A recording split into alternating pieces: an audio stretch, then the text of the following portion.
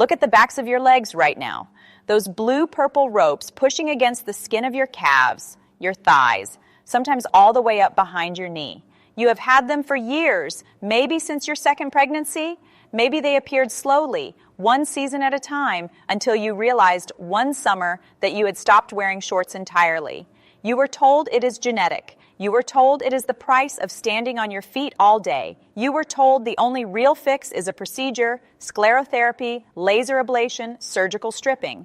Expensive, invasive, and for many people temporary, because nobody explained to you why they come back. I am going to explain exactly what is happening inside that vein, why the blood is pooling there, what specific structural failure is driving this. And then I am going to give you a 5-minute evening ritual, free, non-invasive, repeatable, every night, that addresses the actual mechanical cause, not the surface appearance.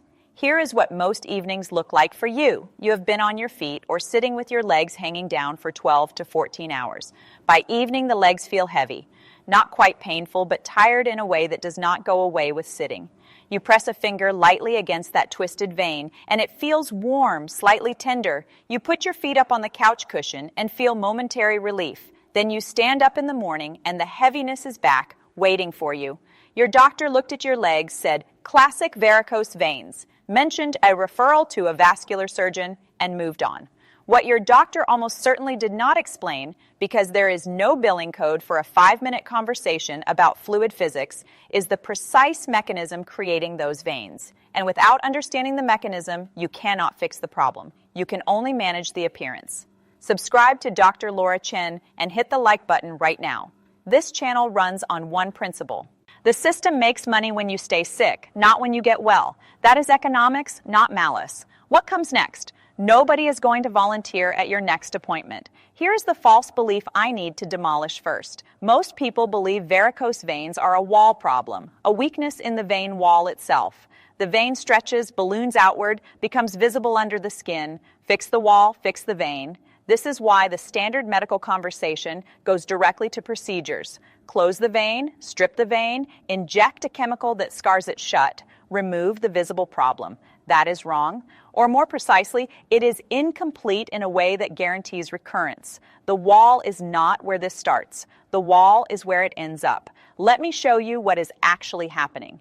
Inside every vein in your body, and this matters most in the veins of your legs, because your legs spend most of the day fighting gravity, there are tiny one-way doors, valves, small folds of tissue, each no larger than a fingernail, positioned at regular intervals along the inside of the vein wall. Their job is singular and essential. They open to let blood move upward toward the heart, then they snap shut to prevent that blood from sliding back down. Think of them as a staircase where every step has a trapdoor. Blood climbs one step, the trapdoor closes behind it. Climbs the next step, another trapdoor closes. The only direction of travel is up. Now imagine those trapdoors start to stick. The hinges stiffen. The flaps no longer close completely. Blood climbs the step, but the trapdoor behind it only closes halfway. Some blood slides back down. The blood below it, which was already waiting, now has to carry extra volume. It pools. The pressure in that section of vein rises. And under sustained pressure, the vein wall, which is living tissue, not rigid pipe, does the only thing living tissue under pressure can do. It expands. That is a varicose vein. Not a wall that failed first, a valve that failed first, and a wall that gave way under accumulated pressure. This distinction is everything, because if the valve is the origin, the question becomes, what weakens the valves? And the answer to that question points directly toward what you can actually do tonight at home without a procedure. Before I go further, I need to say this clearly. There are signs that mean you stop this video and speak to a vascular specialist immediately. If your leg is significantly swollen on one side only, and that swelling appeared suddenly within hours or days, that may indicate a deep vein thrombosis, a clot in the deep vein system. This is a medical emergency. Do not wait. If your varicose veins are accompanied by a skin ulcer near the ankle, an open sore that will not heal, that is advanced venous insufficiency requiring clinical management. If you press on the vein and feel a hard, painful cord under the skin with redness above it, that is superficial thrombophlebitis, a clot in the surface vein, and it needs evaluation today. If none of those apply, continue. You are dealing with a mechanical, gravitational, and nutritional problem that has a real protocol behind it. So, what weakens venous valves? 3 things specifically. First, sustained gravitational load. For every hour you stand or sit with your legs below the level of your heart, blood pressure inside your lower leg veins rises. Not dramatically, not painfully, quietly. Over years, that sustained pressure fatigues the valve leaflets. They become less elastic. They stop snapping shut completely. This is why varicose veins are dramatically more common in nurses, teachers, retail workers, and surgeons than in people who alternate their position throughout the day. It is not the standing itself. It is the uninterrupted column of blood pressing downward on those valves for hours without relief. Second, connective tissue weakening after 40. The valve leaflets are made of collagen. The vein wall is made of collagen. After 40 and accelerating past 60, collagen synthesis slows. The raw material your body uses to maintain those valves is produced in smaller quantities each decade. The leaflets become thinner, less resilient, less capable of returning to full closure after each heartbeat. This is not inevitable, but it is invisible, and almost nobody addresses it nutritionally. Third, chronic elevation of pressure from above. Constipation, chronic cough, excess abdominal weight, anything that raises pressure inside the abdominal cavity transmits that pressure downward into the veins of the legs. Every straining episode, every sustained cough sends a pulse of elevated pressure traveling downward. Over years, those repeated pulses teach the valves to remain slightly open. Margaret was 64 when she walked into my practice carrying a manila folder with a surgical quote inside it. She had spent the previous year researching sclerotherapy and laser ablation. She knew the recovery time, the cost, the complication rates. She had prepared thoroughly and was coming to me, she said, for a second opinion before the procedure. I asked her to set the folder down and tell me about her days. She worked part-time at a library, on her feet for 5 or 6 hours, 3 days a week. By evening, her legs were heavy, her ankles were slightly swollen, her socks left marks. Then I asked her something her previous doctors had not. When do you go to the bathroom? She looked at me as if I had changed the subject. She said she had been constipated for years, managed it with fiber supplements, but she strained several times a week. Margaret, I told her, your veins have a valve problem, not a wall problem. The wall problem will come back after any procedure if we don't address what is weakening the valves. I would like to try a protocol with you for 8 weeks before you make a surgical decision. She agreed skeptically. 8 weeks later, she had not had the procedure. Her legs had changed enough, the heaviness completely gone, 2 of the smaller surface veins visibly faded, that she wanted to continue before committing to surgery.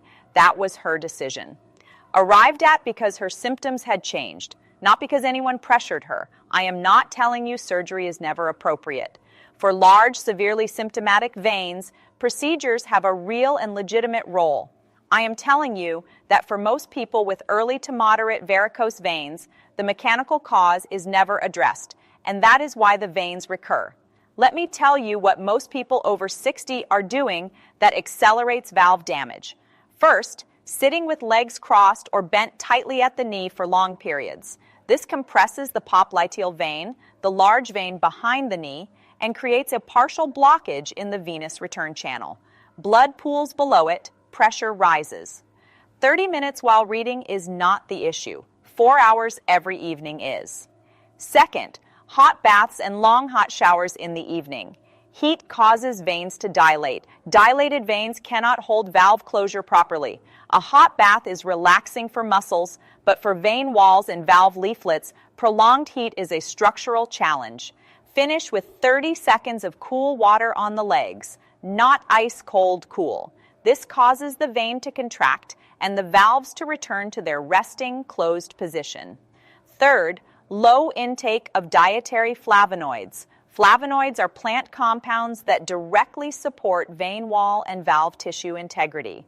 The specific ones that matter here, rutin, hesperidin, diosmin, are found in buckwheat, the white pith of citrus fruits, and dark sour cherries.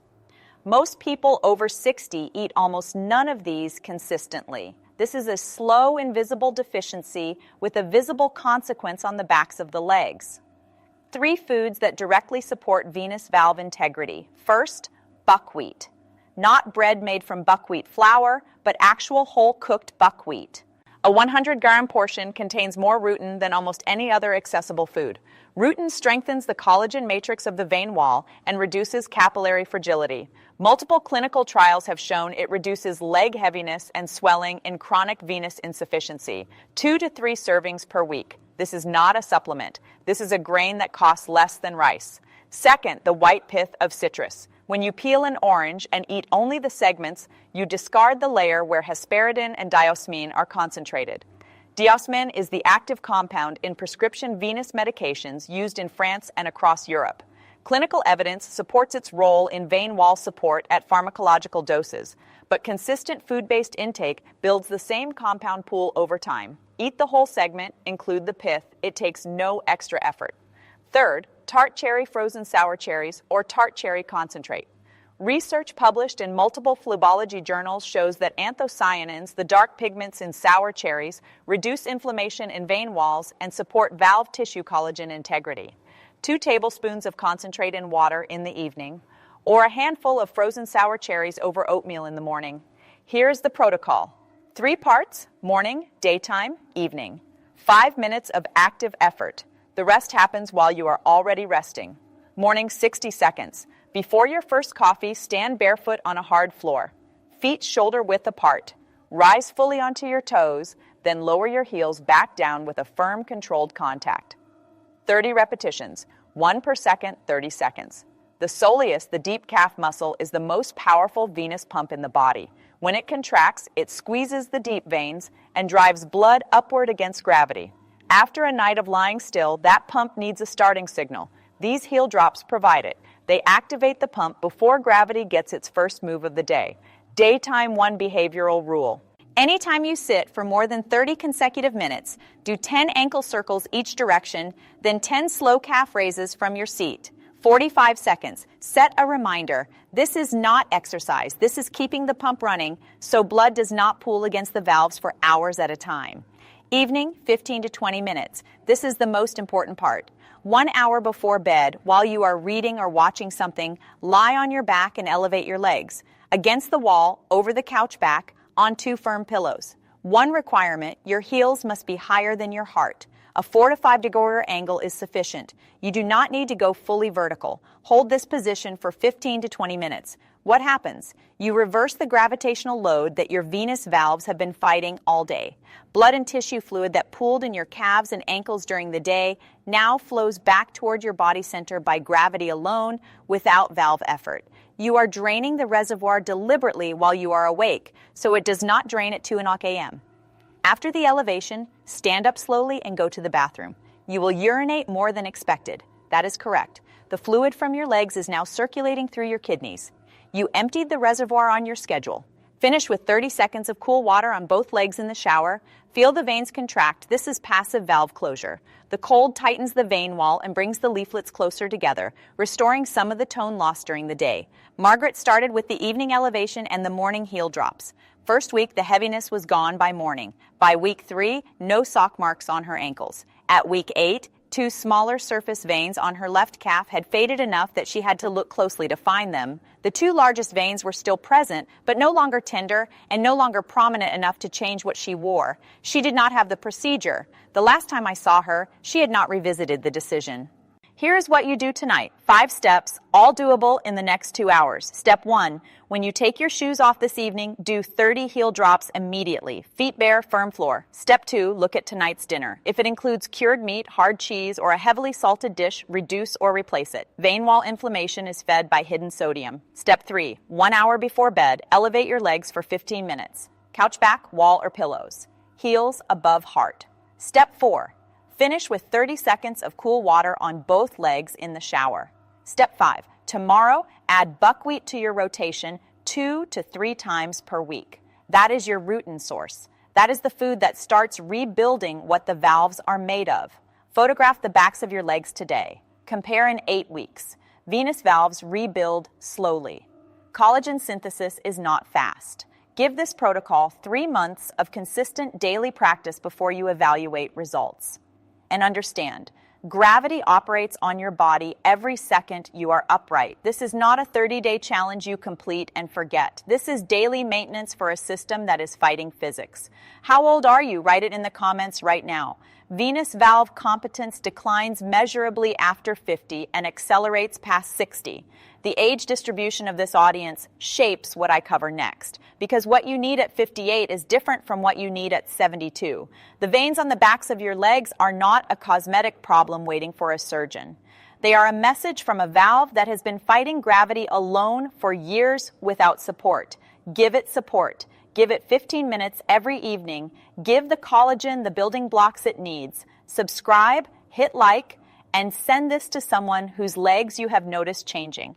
You may have just saved them a very expensive procedure.